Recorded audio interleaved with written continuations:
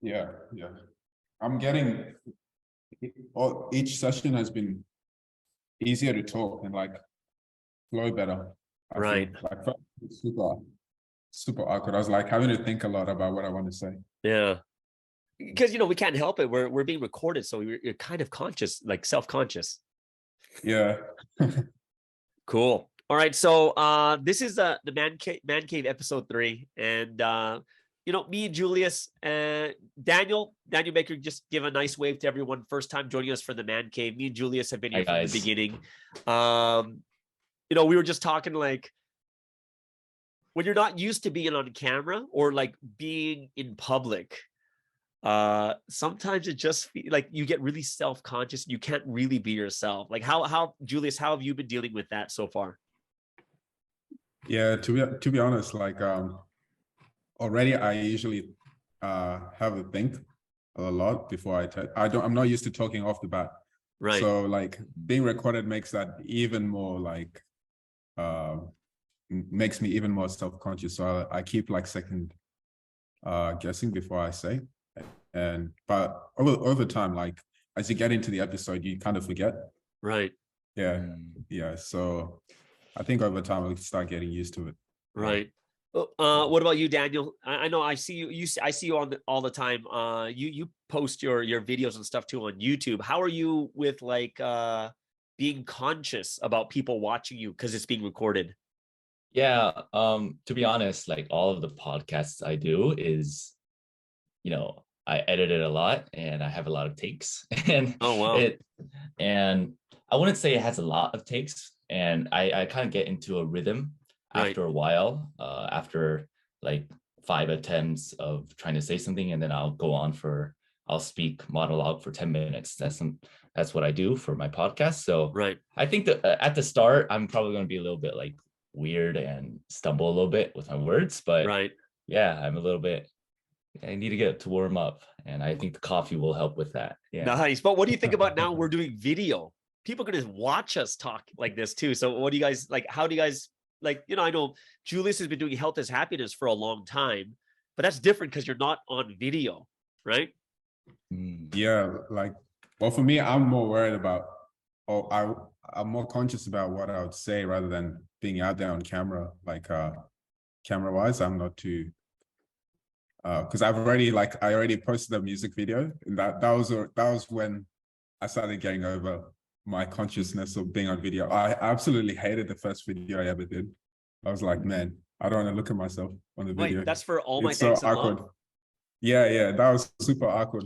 That's the first really? video I ever did. Yeah, I couldn't watch myself on the video. It was like, oh man. How are you guys with listening to your own? Oh, go ahead, Daniel. Yeah, watching yourself on video, like I've done that because of the Revolution Kingdom, some stuff in the past, and it's the worst. And my voice, as you said, it's like listening to my voice, I can't stand it. Like, wait, so you guys too, like you guys can't listen to your own voice? Like I rarely listen to any of my like podcasts and stuff. Oh man, I can't. Yeah, I did it once. Yeah. And I was laughing actually. I thought like the first podcast I did, I was like, man, I sound like I'm sleepy. I need to increase my energy a little bit. And yeah, so but now I'm like used to it now. Yeah.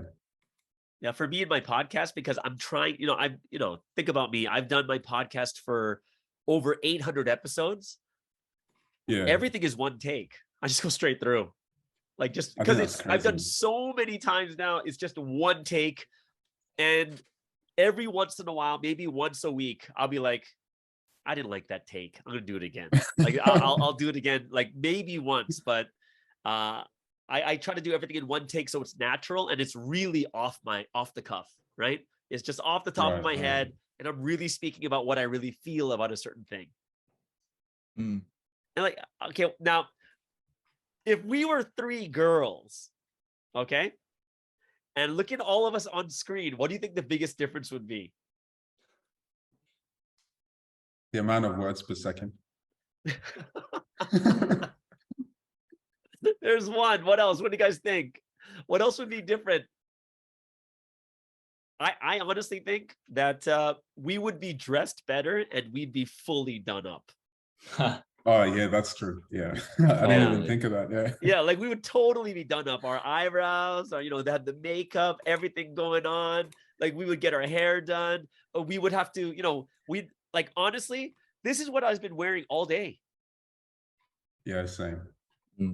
Right. And I Since don't morning. think girls would do that. I think girls would be in the mirror checking themselves, like, hey, do I look good? Do I look good? And then they'll sit down 20 minutes beforehand, looking at themselves in the screen on the video saying, do I look okay? Do I look okay? And then they'll kind of get into it. And then this, 100%. and then when they start the podcast, they'll start talking about how they look. Yeah. I don't know. Does that sound about right? Yeah. Yeah. To be honest, like I reckon, like, girls are harsher critics of how other girls look. Yeah, Right. than guys, because guys don't really notice. But girls notice all the Can you final imagine? details. I'm like, Julius, did you get a haircut? Wait, is that a brand new shirt? Because it's really pretty. I love your shirt. The color just matches your skin tone. You look fabulous. Oh my gosh. So yeah, I think that would be another huge difference. Yeah, that'll be I think that one the for biggest sure. one. I would say. Yeah. What are you drinking right now? What do you guys? I'm drinking green tea. I'm drinking black coffee because I woke up like an hour ago. Nice. Yeah. What time is it over there? It's like 1:15 p.m. Yeah. Yeah, and it's Saturday, so and it's like raining so hard in Korea, where it's like been for like 2 days. So I kind of can't go out without a car. Right. And Yeah. I still don't have my license yet, so right. I need to get on that. Daniel, you should have said it like differently, because we're being recorded live right now. You should have been like, yeah, I just woke up an hour ago after 4 hours of prayer, and I just got to get some rest. And then after the 4 hours of prayer, praying with tears for Sunsteam, then I woke up and now I'm having some black coffee. And then like, oh, the SS leader. What are you drinking there, bro? Me, I don't have any drinks actually, but I just had my gelato just before. Nice. That was good. Yeah. Speaking of gelato, I went on my podcast about what's your favorite gelato or ice cream flavors. I said mine, ice cream is Jamocha almond fudge, and my gelato is pistachio or like some type of dark chocolate. What about you guys? That's pistachio. Pistachio is number one for me. For gelato. For gelato, yeah. Yeah. Ice cream, like cookies and cream. It's pretty good. Nice. Yeah. Yeah, I guess for me, I mean, I'm a big gelato fan, but I'm also a big pistachio fan, as Julius is. Like, nice. But I would go with like the classic, like chocolate, because I'm so addicted to chocolate. Yeah. And when I'm on a diet, I can't have chocolate around my house. Diet? What are you talking about diet, bro? You're like 18 years old. Yeah, about that. Starting early, bro. That's the way. It's hard to quit. Well, what do you mean by diet? Are you talking about diet like you're like, what kind of diet you doing, bro? Because now this is a time when we see when bros start to make fun of other guys. Yeah, you guys can make fun of me, but I'm trying with my intermediate fasting right now. Like, I'm trying to keep my meals 2 meals within the lunch and the dinner, and without the breakfast, and try not to drink anything or with calories or eat anything with calories within those times. Yeah. But why? But why? That's the good question. Yeah. Trying to get that 6-pack that I had in middle school when I was playing soccer. Oh, it's non-existent. Okay. It's like that 1-pack. So this is for the girls to let them understand what's going on here. That 6-pack is such a big thing for the younger guys, not for the older guys. For the older guys, Korea, doesn't really care as much. We don't care as much. Especially with the Oh, he's cutting out. Hopefully we get him back. Yeah, hopefully we'll get him back. Yeah. All right. So go ahead. No, that was, yeah, it was all about the six pack back in high school. Like I remember like in year 9 or year 10, Yeah. we used to have this challenge where we see who could take the most punches to the stomach to see who has the strongest six pack. No way. Yeah. Wow. Wait, who's punching? Each other. We get to punch each other. We see, and the more stronger you are, Yeah. you decide how much of a run up you want them to have before they punch you. There's a run up to punch your stomach. That's if so if crazy. you're game enough, so you let them know what the level of punch you want before they punch you. Yeah. Oh my goodness. Yeah. It So was then, crazy. yeah, that is crazy. Boys school, Like for me in high school, because I was on the rugby team, man, it would be about who's got the biggest, who can bench press the most. Right. That was the big one. How much can you bench? How much can you bench? Like that was the thing that we, like, it got so serious when I was like 15 years old, I believe. When I was on the rugby team, I was like kind of scrawny, skinny little Asian kid, right? And I decided to kind of bulk up. So I bought this thing called Mega Mass 2000. Oh. And it's this protein shake that's 2,000 calories. And I would drink it every day. And I would be working out 6 times a week for like 2 hours and then drinking this milkshake every single day. And in 5 months, I gained about 15 kilograms. Oh, that's insane. Yeah, it was crazy what I was doing. What was your total at the end of that? What was my what? Total weight. I think I went up to like 173 pounds. Oh, what's that? Pounds. That's about 78 kilograms. Dang. Yeah. that's heavy. Yeah. So, and now I've just kept it. So I stay around 80 kilograms right now. 80 to 82. Oh, really? Like with us, not as much workout. You don't burn off all your muscle, like high what do you call it? High metabolism. I do have high metabolism, but my muscle will go away and it will be replaced by the same amount of fat. If I don't work out. Yeah. Yeah. I see that. All right. So, here, guys, I want to give you guys a question for this week. All right. And the quite interesting question is, what do you think it means to be a man in Providence? Like, what does it mean to be a man? What makes you a man in this history? Because it's a bride history, but what makes you a man? What would be those certain characteristics you say, if you were a real man in Providence, you should be like this, or, no, not you. I want this. I want to be like this kind of thing.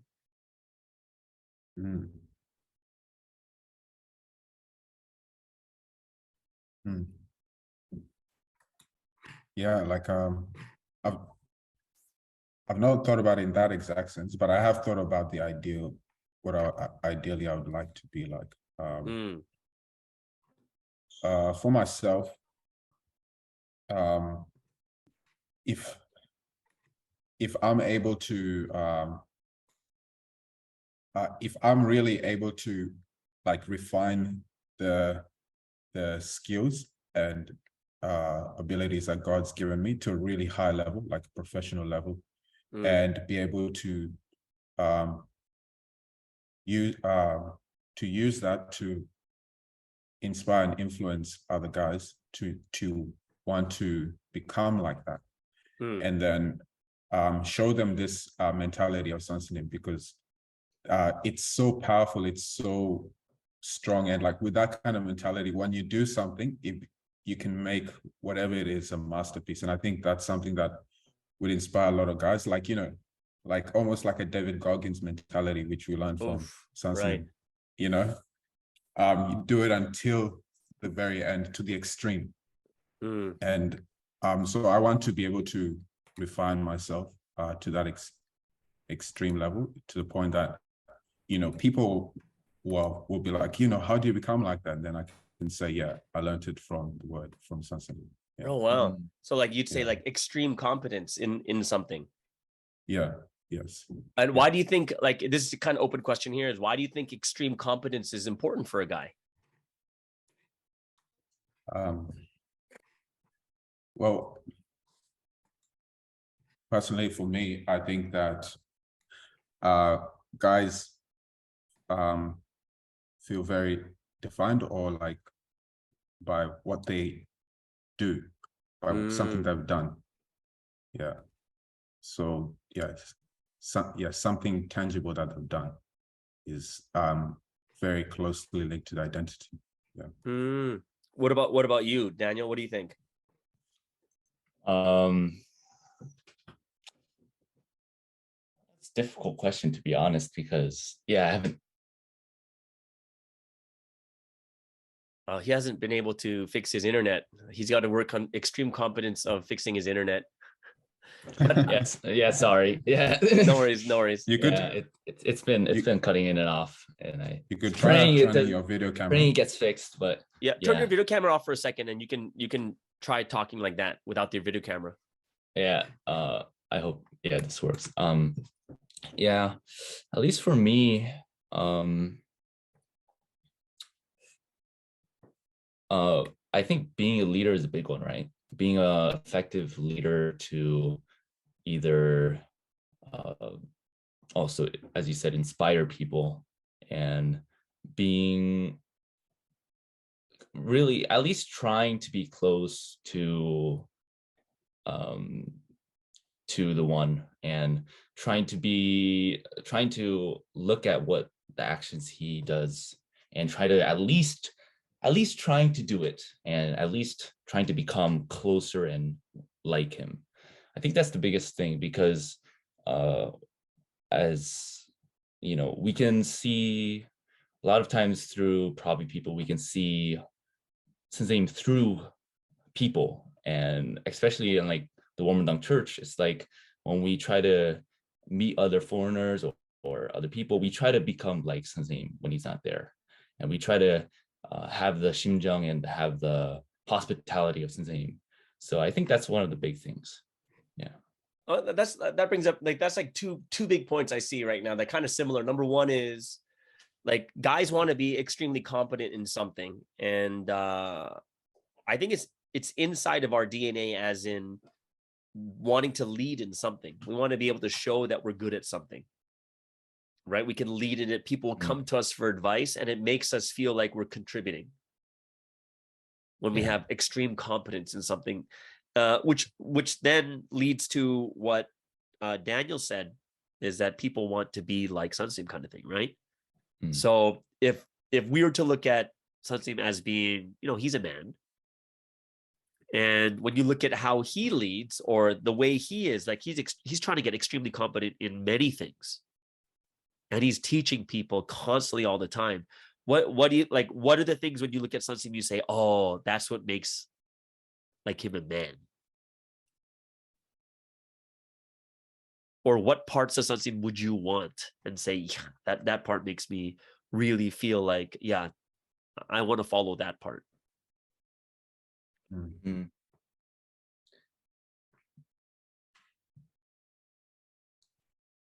Well, I think, like, as I said, the hospitality aspect is one thing, because Sunzaim's hospitality is like it's very powerful, and you kind of don't forget it for the rest of your life. Explain a bit more. What do you mean by hospitality? Like Sunsim's hospitality? Like even like when something gives something small, I think it's because he's such a meaningful person. Like, right. He's always trying to give people stuff. He's always trying to give snacks or chocolate bars to whoever's around him, and he's trying to make everyone feel Jesus's presence around them in their life. And that whenever he does that, it touches people's hearts, and I think that's one aspect that I would love. I would say that would be Sunsim as a man being a provider. Being able to provide for people, and I think that's something that as a man or as a male figure, that's something we want to do, is I want to be able to buy things for people or treat people where I can be some type of provider. I think that's something that's like more than hospitality. For me as a man, I want to be a provider. Yeah, that's probably a better way to put it, to be honest. Yeah, that's a better way to put it. Yeah, I believe that's true, especially just with the caveat of generally speaking, because like sometimes whenever these kinds of topics people speak of, I think people feel like somebody's saying, oh, everyone is like this, but it's more like a general, like, majority, most kind of things. And like there's people on different spectrums in terms of like guys, but in generally, like I think this is really true for majority. Most guys, just like in kind of innate kind of feeling, like being useful in something. And I think that's why also video games are so popular as well. And because especially if there's no other purpose or something, like in a video game, you're building competence, you're leveling up, you're building a character, and you have there's teams as well, and you work in a team and you build your rank within the team and the community, and your status goes up as you develop in the game. And it's just that's why it's so addictive for guys, and they can do it for hours, because you're building competence, if you could say that, inside the video game. And that's why it's really rewarding. And I think that's a big thing too, is the big word that you put up, I think for guys, which is very important, is status. Yeah, at something, whatever it is. It could even be the best Lego. The best Lego pieces, whatever it is. Yeah. And when you look at Sunsim too, he's like, we look up to him because he's the top status. Like he's at the top of the food chain. And we're like, whoa, look at him. He's way at the top. One of the things that really, it was really hard for me to like believe Sunsim was like a real person. Like as the stories go crazy and crazier, I was like, again, because at that time I'd never met him. Right. He was this person writing these messages and created this Bible study. This was like when he was back before 2018, before he came up. So like, I didn't really, it was like, man, is this guy really for real? Did he really do that? Did he really read the Bible 2,000 times? Because I'm like doing the math. I'm like, okay, he must be how this old, and he must have, how many times would he have to read it for like this number of years to read it 2,000 times? And did he pray in the ice cold, like for 7 hours? Right. And like take cold shower, like break the ice and then pour the cold water on top of him before going to pray. Like, how did he not die? So it was just like, he was too insane and too crazy. But then and this was around 18. And I was like, I kind of felt like, oh man, because at that time I was thinking, oh, I need to do something for God, but I don't know what God wants me to do. Right. But then I'm like, man, doing something big requires a lot of like mental power or strength. So I'm like, oh man, how did Sunsim get that in amount of? How did Sunsim become that intense as a person? So I was like, how did he become like that? I want to become like that. How is it that he could love Jesus so much to do that? Yeah, I want to be able to do that like that. So that really drew me to learn the Bible studies even more. So I wanted that kind of mindset for myself. Yeah. I think it's part of it is guys like legendary status. You know what I mean? Like we like it when, when people are like, what? You did what? That's so crazy, right? Where you're like, yeah, and I went out and I met 500 people today to evangelize. And they're like, people like we like the extreme stuff. Yeah, it's like being super over the edge where no one can touch us. Yeah, Because, that's imagine all of us are Easy. talking about bench press, and then some guy comes and says, yeah, I'm doing about 3 plates, about 300 something. We'd be like, what? We would be like, that's so crazy. And we would kind of look up to this person because they're that, like, they're doing something so legendary. yeah, Yeah. yeah, Yeah. yeah. There's something about it. Yeah, even seeing it is just, it's cool. It's just amazing. I don't know. It's just, I don't know, gives you energy even. You're Yeah. like, yeah, that's right. Like, the fact that he did something that crazy, Yeah. it just inspires you and like moves you for some reason. It's almost like the one time, like I haven't done anything like legendary status like Sunstein, but the one time I did 40 days of 7 hours of prayer a day.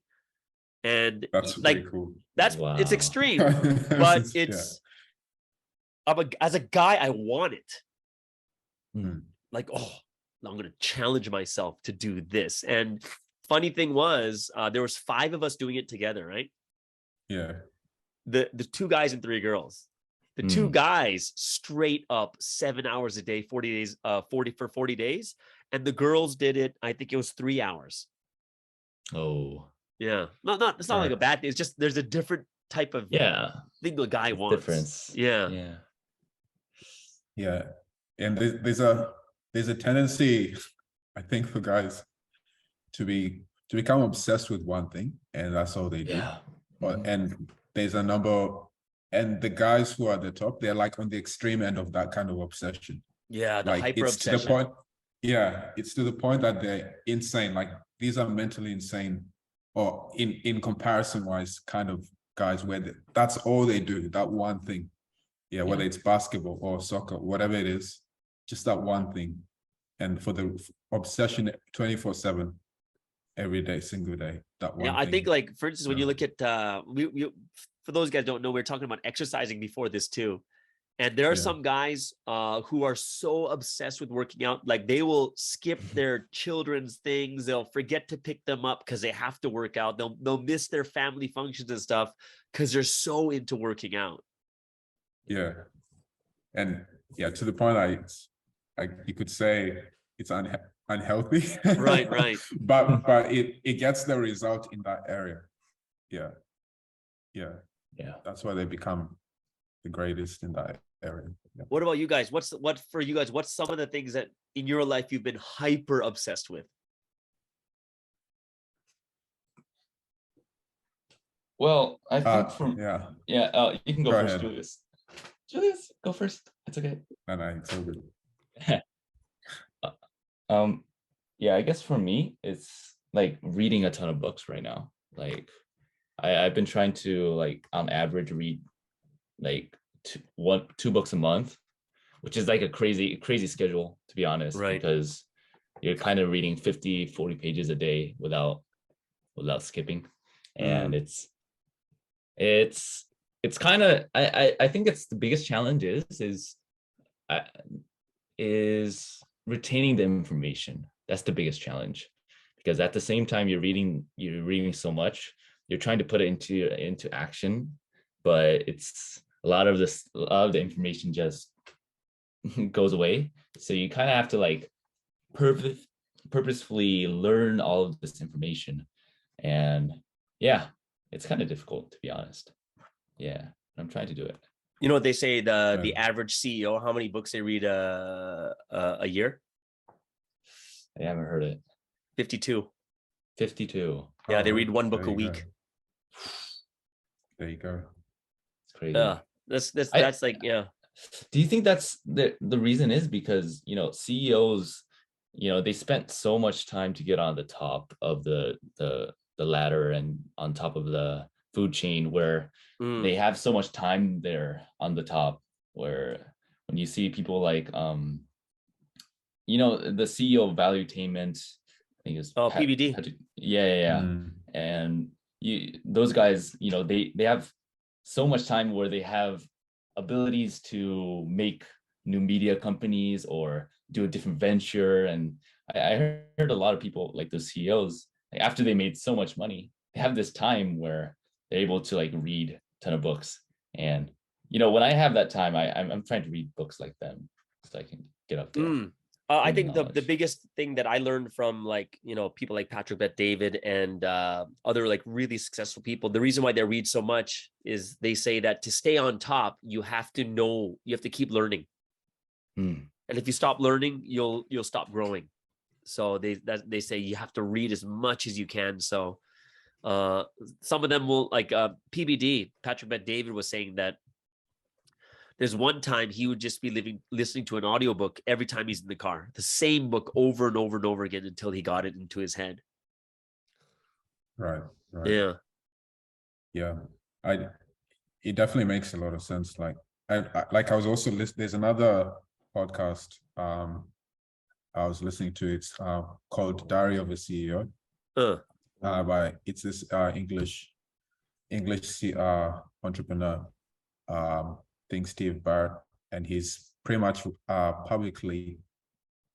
started out publicly talking about his life and what he wrote in his diary as he built this media company from the age of 18 to 25. It became a global multimedia company. And he was definitely talking about how that drive to build a company and was a hyper obsession, and it was actually a prison, because their company was a prison, because for him now that's his whole life, that he has to be engaged in the company, because every problem that comes up, because it grew from like 10 people to 200 people he has to manage, every problem that comes up is your problem as a CEO. Right. So, and problems come from every corner, at every angle, from any time of the day, and you have to deal with it. So, and the problems just get bigger as the company scales. And so he can't leave the company. And so he found that you're always, actually, it never ends, it keeps going, but you have to figure out how to do it sustainably and delegate well.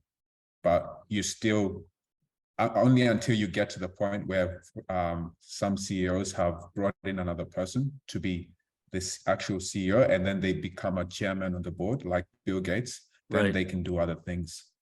But if they remain CEO, then it's still 24/7 thing. Yeah. It was quite interesting to listen to his diary, because he's very honest, very open. Yeah, he talks about every single thing, which was quite interesting. So what about you, Julius? What are some things that you've been hyper obsessed with in your life? At one point, soccer was quite a session. Like I used to play in the park, like practicing shooting like 3 hours a day just with a ball, by myself. Until I was able to shoot better with my left foot than with my right foot, and my left foot was non-existent. So I used to take free kicks with my left foot. Up to that, and after that, later on, when that kind of faded away a little bit. So I just do it for fun now. But then coding became an obsession. Coding and investing became an obsession. For some reason, when I start coding, it feels like a video game. Like literally, it's hard to stop. As weird as that sounds, and I lose track of time. I can be hungry, and then I just like don't want to get up to eat, because I have to fix this problem before I can go and eat. Like like on Friday, I was like 6 p.m. and I'm like, why am I still here in the office? Right. Oh, wow. Yeah. So coding is just, I don't know, something about it. Well, I think when you talk about like not eating, even at home, when people play video games, they skip meals. Yeah. Because at one time I was so into Warcraft. Wow. Warcraft. Yeah. When Warcraft first came out, Warcraft Spacecraft, I was like, we're talking like way in my high school days, so into it. You'd go deep into the night, like 3, 4, 5 a.m. when you realize, oh my gosh, I got to go out. I got to go to school. I got to be up and ready to eat breakfast and stuff. And you're so locked in on it. Yeah, exactly. Like, yeah, I remember crazy times, playing FIFA at Oh, 12 man. 12 a.m. in the morning to 2 p.m. because my brother used to beat me, and I just Right. got so sick of it. So I practiced for hours. Yeah, and he's my younger brother as well. Right. So and wow. he Oh, that's knows even worse. That's yeah. even worse. Yeah. Wait, do we Well, all have younger brothers? no, because I'm the youngest brother, so I was the one Uh, trying to beat my older brother. Like here, let me tell you this crazy story. When it came to basketball, my brother was so good. Like my brother was just way bigger and stronger than me. We play one-on-one basketball. He'd always beat me, like always. mm, And then when I was 14 years old, me and my brother went out to play basketball, and I started training. It's like 6 hours a day, every day in the summer, going to just practice layups, shooting, everything else like this. After the summer's done, me and my brother went to fly and visit our cousins in LA. And we're like, hey, let's play one-on-one. And that game, it was so close. It was like 11-9. And then my brother retired and says, I'm done. And he says, I don't want to give you a chance to beat me. So he stopped altogether, and he's never played me one-on-one since like I was 15 years old. no way. Oh, that must eat you away. Oh man. Oh, it crushed me. Like I'm like, what? Like right when I'm into it, captain of the basketball. Like I reached all the goals that I wanted, and he stopped playing. He just stopped saying, no, I'm not gonna play you anymore one-on-one. It's going on top, going out on Yeah. top.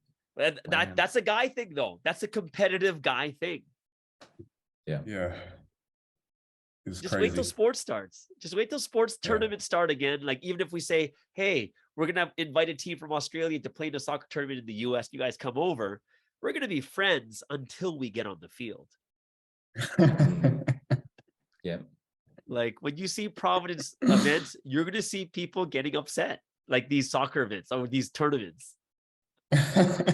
Competitive brings the worst out of us, especially True, soccer. it does. Man, I have some guilty, like, oh, I shouldn't have done that kind of thing so many times. Oh man, this part was actually, it was an area that actually I got trained a lot with my brother, like, because I used to get really upset with losing, especially at FIFA with my brother. Like It's it's a my video brother. game. Yeah, it's a video game. Yeah, Yeah. When I was young, and because he knows, I don't know, he just knows psychology. He knows how to make you upset somehow. Yeah, he just knows, and he acts like he's not doing anything. It's And a so younger brother thing, bro. I guess it is, yeah. And then my dad wouldn't let me throw a tantrum, so I had to learn how to control it. Because if I get too Wow. upset, my dad wouldn't let me play anymore. Right. So like literally nobody could upset me anymore because there's no one who can get under my skin like my brother. So that trained me in a way to be able to lose gracefully. That sounds in like a like challenge, other bro. sports. Yeah, That sounds it's like very a hard. competitive challenge if I could get under your skin somehow when we play sports. It's very hard. I don't know if anyone can do it better than my younger brother, but that's the only person who I can't stand losing. I never let him beat me in one-on-one in real soccer. Yeah. Oh wow. What about you, Daniel, with you and your younger brother? Yeah, me and my younger brother have a pretty good relationship, to be honest. Right. For the sports stuff, he's this tall, skinny guy, 190, almost 190 now. Oh my gosh, he's huge. Yeah, and I think he's like 187, or maybe even 9. Yeah. It's like crazy. And he's a guy who like sleeps 10 hours on average, and he still studies well. And it's always like a battle against him, always. But for sports, I've always had the upper hand because I don't know why, but I've always, even for soccer or volleyball, I've always had the upper hand. But there was one time, it's not with my brother, but there was one time when I was in middle school, and it was like it was a game that I had for my soccer club, and I was just getting really mad because the opposite team were just like making me so mad because they were like trash talking me, and I just made the dirtiest foul, and I got a massive red card on, I think it was like the semifinal game, which was like which is a terrible move. And and from that day on, I tried to get under control, because especially Koreans are so homogenous, where if you're different in any way, they're pointed out, like in a game. And when it's really hyper competitive, they'll point it out, and you kind of have to have that thick skin. And I haven't, after middle school, I started to study more, and I quit soccer. And after that, I kind of didn't have like I kind of didn't resolve that until recently. And until recently, I kind of found a good middle ground of, I'm hyper competitive with my sports, with volleyball, with soccer. However, the goal I'm trying to have right now, like then the goal was to go pro, right? But now the goal is to have the most fun. And to have the most fun, you have to put in the work. And to have the most fun, you have to think about technique, and to train to run faster, jump rope. All that stuff is to have the most fun. And that's the mentality I have right now. And that kind of took all the like the negative part of competitiveness. That doesn't mean I'm not competitive. And I'm actually really competitive because I want to have the most fun. But all the negative stuff is gone now. How do you guys handle go ahead, Julius, go ahead. No, I was just gonna say, like focusing on technique is really great way to have fun. Like there's nothing fun than just having really good technique and weaving through other players. It's the way to go. I think for myself, I think one of the reasons why I became a good speaker is because I couldn't compete physically. Like I was against my brother. Brother's bigger, faster, stronger. Every sport he's MVP, whatever it was, and I couldn't compete there. So it, kind of like Julius's younger brother. It's all talk, just trying to get under his skin, trying to make him lose it mentally. Like that was the place where, so many times I'd have to crawl into my fetal position because I'm getting beat down from my brother because I just say too much and he just starts wailing on me. But that was it, because I couldn't beat my brother in the physical aspect. It was impossible. So how do you guys how do you guys handle how are you guys now? What do you think where, when you look inside of a church and we're taking care of guys, and then, we're going to have guys that are not as developed, and they're going to lose their cool. You know what I mean? Like how kind of like we grow up and we go through that, right? What do you think is the best way for someone to help a guy, whether it's a girl or another guy? What's the best way to help a guy who's lost their cool?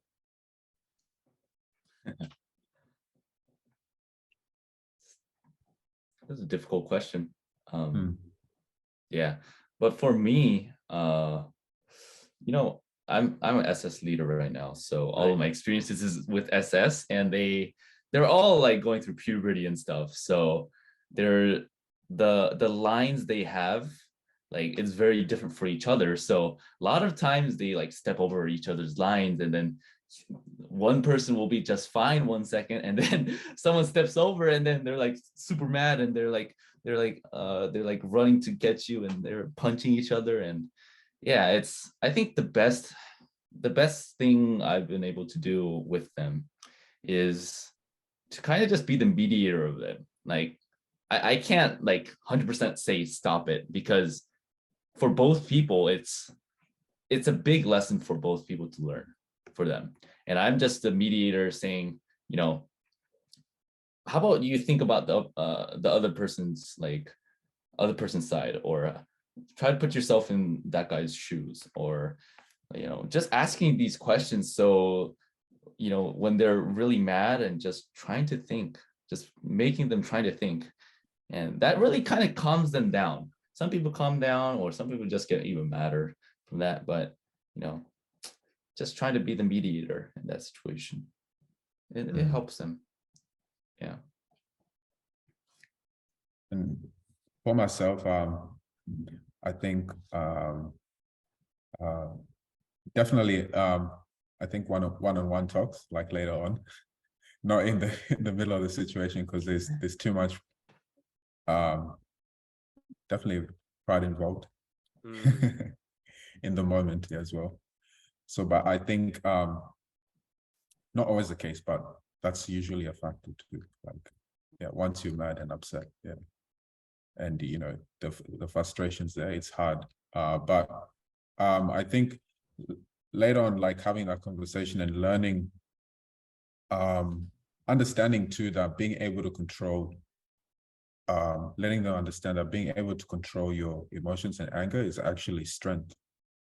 And if you develop this, it's actually, you become stronger as a person. Then their goal is they want to be strong. That's what they, as a guy, that's what you want. So if they're conscious of this with that kind of aspect, then I think they can, within them, it can now be a goal to train myself. This is an opportunity for training. Then they can keep that in mind. And I kind of thought to myself in future that, oh yeah, I need to like try and become like Jesus. Yeah, at that time. And so actively I try to do this over time of, learning how to to control that anger, not letting it burst out. So having that as a goal in that sense changed my mind about it. My thought, my perspective. What do you think about having like because what I found, like, this is in my generation, which is a lot older than you guys, there was always a strong male authority, like strong, meaning you respected them that much. And when they looked at you, kind of like the dad, like, and they look at you and they're like, sit down. You're like, and you're like, oh my, and then you start to straighten up in your head. Like I just remember when I was growing up, there were really strong male figures that you wouldn't want to cross, and you respected too much to say, to talk back at them and such. So for me, I just remember in my time, there was always a strong male figure that once they talk, it's like, it's done. And you're like, oh, right. And then he sits you down. He gets the other person to sit down in front of you. And you're like, what's wrong? What's wrong here? And you just, you hash it out at that moment. And you're like, oh, I'm sorry. And then you kind of move on with it. But I'm just not sure if it's similar with this generation or not. I've only seen like one or two, to be honest, of those. Yeah, my youth pastor was like that. That's one thing I thank God for. I was like, man, thank God I had him as a youth pastor, because he knew what he was doing. He was very, very influential, in my development of my faith. But I can't say that was super common. This generation also not common, to be honest. I mean, you have to go all the way to my father's generation to get those kind of people. And when this kind of situation happens, it is something I'm struggling with too, right? People kind of like, they don't communicate well with each other, right? And over time, when people don't communicate, you get scars, you get unknowingly, even though you forgive them at the time, you kind of unconsciously get these scars, and where you just kind of hate the person. And this is something I've been struggling with, because one of the things with my mission right now is, as the SS headquarters got dissolved, one of the SS leaders that originally was on the Warmerdam Church, he came back, and kind of this weird situation when there's two SS leaders and I'm also one of them. So I'm kind of like still in the process of trying to get my feet in the like I don't know what to do right now. And not being able to like really sit down and talk with him about this. And I it's something I realized actually yesterday. It's been very detrimental, like of how I actually see this person. And you know, this person, you know, he's really much sacrificed his youth for Providence. And I want to say sacrificed. He used his youth for Providence in such a beautiful way. But, you know, if you don't talk, you're just going to get like you're going to get hurt. And if you don't talk and if you don't, about it and make amends, then it's just going to hurt more in the future. Yeah. No, I agree. Maybe do you think that's like a big because in my generation, many strong male figures in my life, whether it was my dad, my youth pastor, my basketball coach, like there was these really, really strong male figures in my life that kind of helped me to lead me in a certain direction. Would you say that's something that's more of an issue nowadays, or like say in Providence? You know, Providence is an interesting one because if you're into the word and you're really spiritual, then you already have one big male figure in your life. If you're kind of always close with the Lord and always close with Jesus, then you already have that kind of male figure, to be honest. But yeah, it's difficult for the world right now. And, you know, when you see a lot of male figures within within even the families are, you know, people are struggling because of that. And that's creating it's creating teenagers and young men that don't have father figures or don't have those kind of strong male figures. And that for me is it kind of stunts your growth as a man and stunt your growth as a person. Do you think it's enough just to like say if you're spiritual and you have like Jesus or like say Sunseem, is that enough when you don't see them physically? I wouldn't say it's enough, to be perfectly honest. It helps. It helps a lot.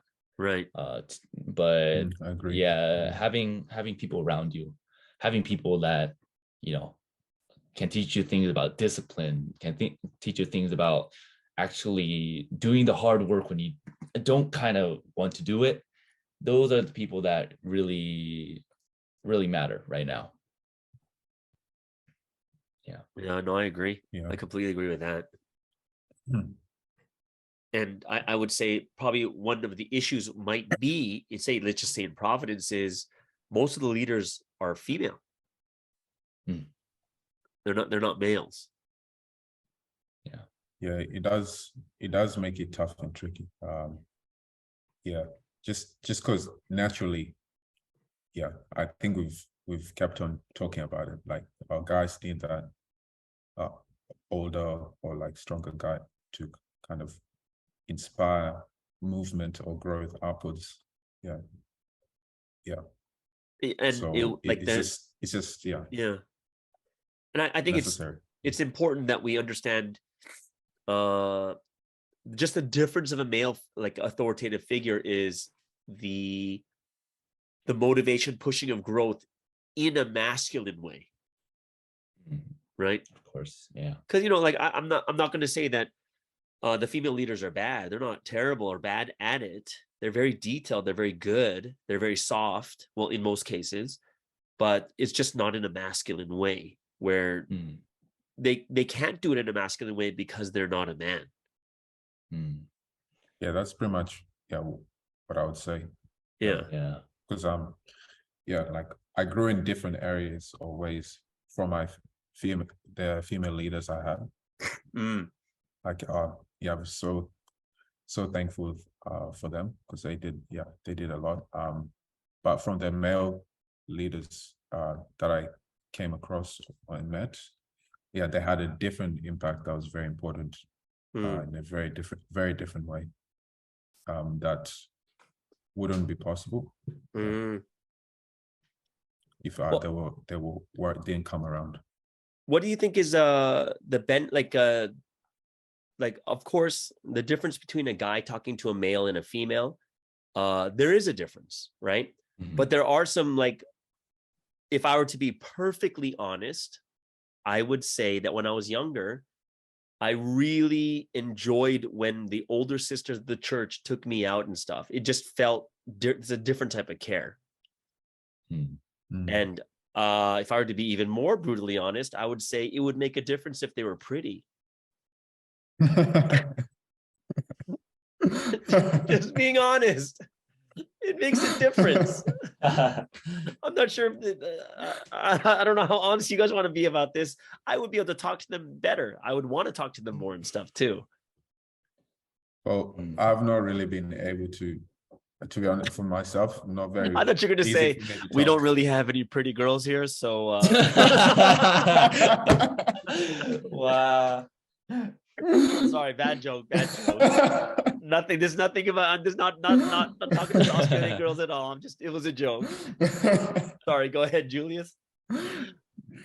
No, I'm saying I've just not been well, for me, like other people I've been able to be open to are my male leaders, actually. So yeah, but even then it was very hard. It was very rare. Yeah, for I think it's just a personality thing. I think you're a more open person than I am in general. Okay. Yeah, I would say more than average. I would say. Oh, definitely. When I did my MBTI, my extrovert was last time I checked was 93%. That's a clear difference. Yeah. You're like on the outlier of the statistics. That's Well, think about it. I'm doing a podcast 5 times a week. Yeah, dude. I'll be so exhausted. Yeah, I'll be like, I got some more stuff to say. I'm already writing stuff down for next week's episodes and stuff. Like, I gotta talk about this. Yeah. Pastor Sky, it would be very difficult for you to live by yourself, right? Like by yourself, like. Yeah, because I don't cook very well. I'll if I really got into it, I would probably start learning how to cook like a chef if I got really into it. But I can live by myself, but I would definitely need to meet people every day. Yeah. That's a difficulty I'm having as an extrovert. Yeah, living by myself is like it's one of the most difficult things I've ever been through, to be honest. Because how were you during the pandemic? Pandemic was interesting. It kind of it stunted my academic growth a lot. Oh wow. Yeah. A lot of anxiety and those kinds of stuff happened because I wanted to go out, but Korea had a time where like 7 months or that kind of crazy number is just locked, and school's online, everything's online, you can't meet your friends. It's crazy. When you're an extrovert, and introverts might have an easier time, but even for introverts it's very difficult to just be locked down and see. And Korea was especially bad, and it was terrible. I had a terrible experience with my first test I had after the pandemic, where I couldn't even take the test because the amount of anxiety I had, because just the whole situation, it was just terrible. Yeah, pandemic was. Ugh. Well, Julius, you an introvert? Yeah, definitely. How was your pandemic? Well, actually, it was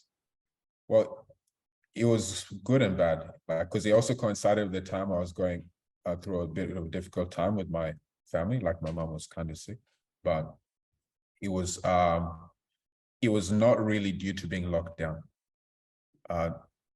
because I can already spend like just heaps of like out like a number of days just being by myself. Just I have to actively encourage myself to go out and interact. Yeah, because after a while I do get because I do get that urge that I need to have that interaction. So I really enjoy it, but it really exhausts me if it's a lot of days of talking or a lot of hours of talking. So I was able to really focus a lot and think really deeply about a lot of things, and it ended up being really at the end of the pandemic, it ended up being really good for my faith development in different areas. Yeah, especially well, it was a bit different for me because I was living together with it was like 3 or 4 of us, or 4 or 5 of us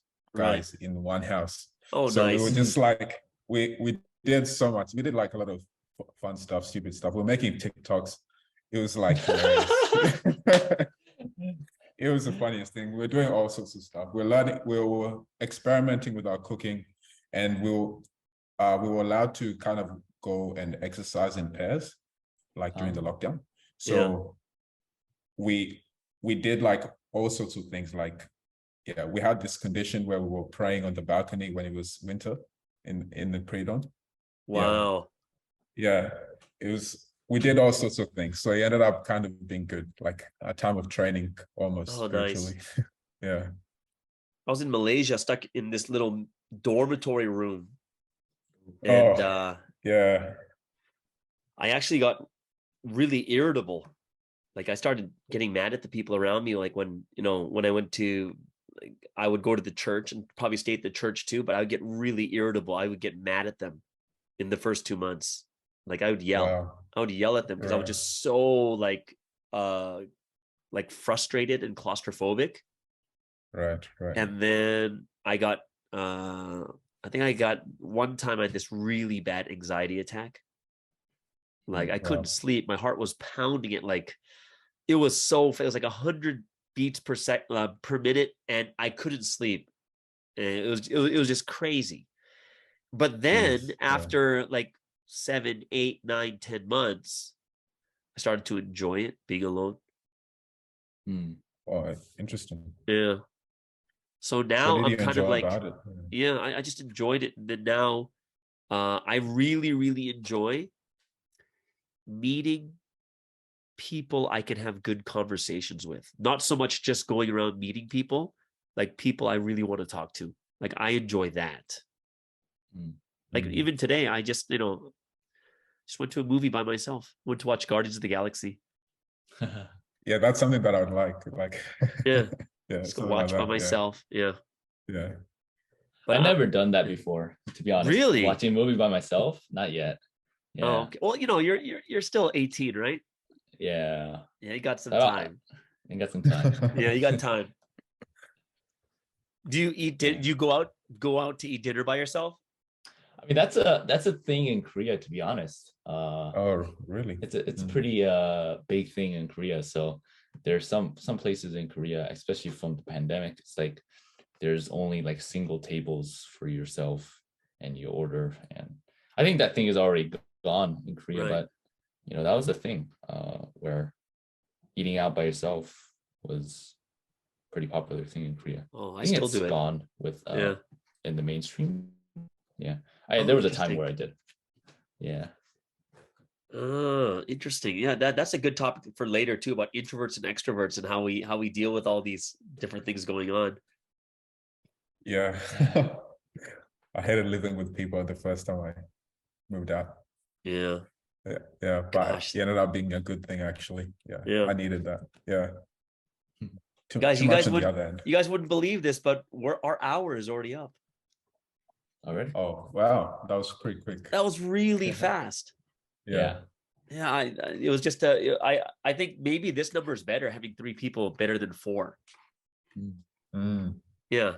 4, you might have to wait for an extra comment, but here it's just very, very, maybe we should bring it down to 3. But, well, 3 or 4. Let's just see how it goes. Yeah. Awesome, guys. Episode 3 now. Yeah, this is episode 3. This is about what does it mean to be a man in Providence? We talked about a lot of cool things like characteristics like being extremely competent in something, leadership, kind of doing things extremely, legendary status. Why do we, and having a good male figure, a male authoritative figure in our life too, and how that changes the way that we react in certain situations too. But I really, really enjoyed today's conversation. Yeah, that was fun. Yeah. Thanks, guys. Yeah. And Daniel, good to see. Yeah, you can maybe turn your video on just for a second so you can say goodbye to everyone. Yes, sir. All right, guys. Let's hope it doesn't like crash. I know. Outro. All right, guys. I hope you guys enjoyed today's Man Cave episode 3. Have an amazing and awesome week, and we'll see you guys again next time. Bye-bye. Bye-bye. See you guys.